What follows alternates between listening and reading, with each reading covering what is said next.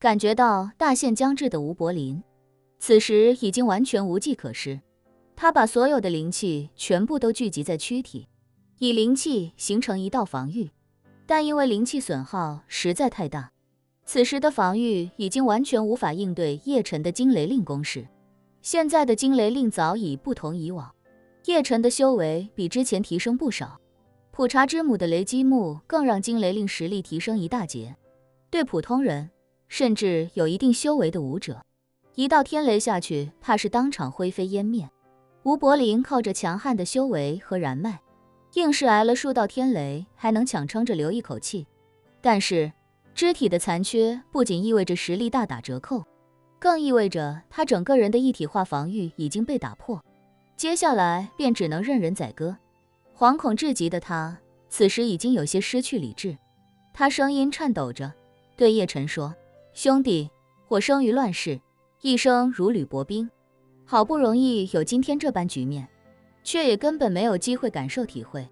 求兄弟饶我一命，我愿告诉兄弟一个惊天秘密，一个关于末法时代之前的秘密。”吴柏林此时已经完完全全没了任何心气，他所想到的一切都只是活命这一件事情，只要能让他活下去，无论让他付出怎样的代价，他都愿意，哪怕是飞升之门的秘密。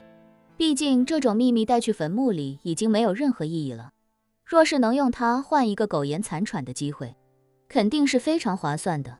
叶晨听到他的话，只是淡淡一笑，开口道：“你说的这个秘密，应该就是你来南极的原因和目的吧？否则什么人会到这种地方来？”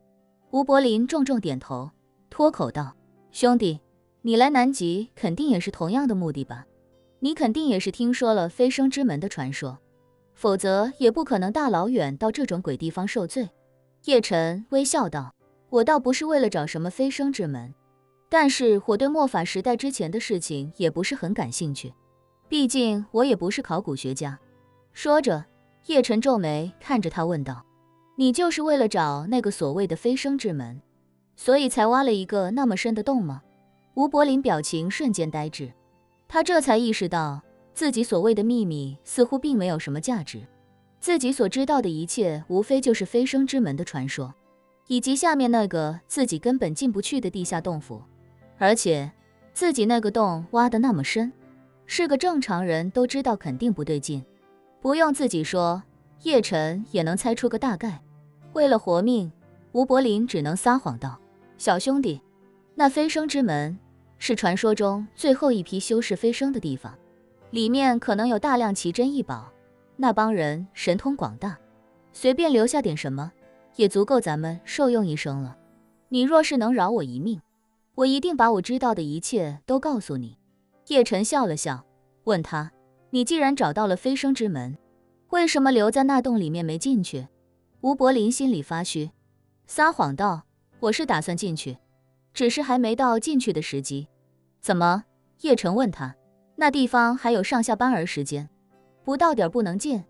吴柏林摇头道：“倒也不是，只是他尘封已久，想开启它是一件非常复杂的事情，我也只是刚刚找到一点眉目。你要是能饶我一命，我一定帮你破解它。”叶晨笑道：“你确实没撒谎。”吴柏林以为自己的谎言被叶晨采信，于是立刻点头说道：“是啊，小兄弟，我跟你说的都是实话。”叶晨摇摇头，微笑道：“不，我不是这个意思。”吴柏林见他笑得不怀好意，赶紧问：“那你是什么意思？”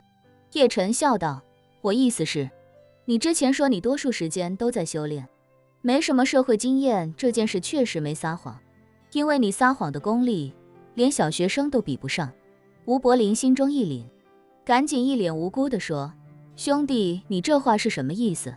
我真的没说谎啊。”叶晨冷笑道：“你说你找到破解飞升之门的眉目，可我以灵气探知到你的时候，你明明就是在打坐入定，一点也不像在想办法的样子。而且你自己也说了，那飞升之门是最后一批飞升修士留下的，能到飞升的实力，那他们比我不知道强出多少，我们对他们来说就像蝼蚁一样渺小。他们若是造一个什么东西，想把我们拦在外面，就像人类造一个密封的玻璃罐，把蝼蚁隔绝在外一样简单。一只蝼蚁围着一个密封的玻璃罐，想到死，也不可能想得出进入的办法。吴柏林顿时紧张的冷汗直流。叶晨这人在他看来属实难搞，软硬不吃，而且没有人与人的基本信任，自己根本没办法说服他，就像自己根本没办法进到飞升之门一样。想到这里，吴柏林哭丧着脸说，小兄弟，杀了我，你也不可能进得去，留我一命，多多少少能给你带来点帮助，你又何苦赶尽杀绝？叶晨笑道，我根本没想进什么飞升之门，所以也根本不需要你帮助。吴柏林反问，你难道就不想突破这末法时代的桎梏吗？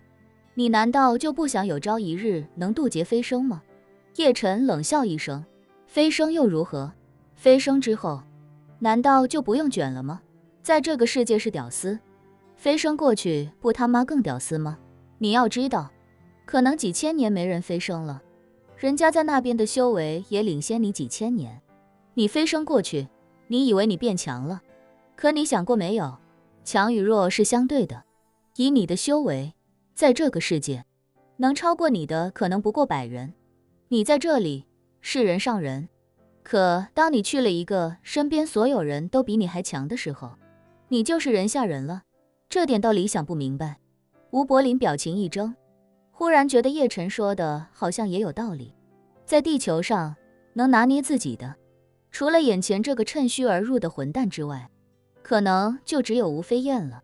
可是自己若是历尽千辛万苦，到了一个全是强者的世界当菜鸟，那感觉肯定很憋屈吧。不过现在想这个似乎也没什么意义，毕竟自己能不能活得过今天都是个未知数。于是他只能试着劝叶晨，小兄弟，在这个世界是求不得长生的，1000年已是极致，但飞升之后，人不死不灭，万古长青啊。叶晨讥讽道，是万古长青，可是万古长青又如何？在这个世界上，有一种可以活到10000年的杉树，比人类文明还长1倍，可这种树面对伐木工，可能只需要几10分钟就会被其根砍断。不死不灭，前提是没人杀你。飞升之后的世界天道不杀你，也有的是能杀你的人。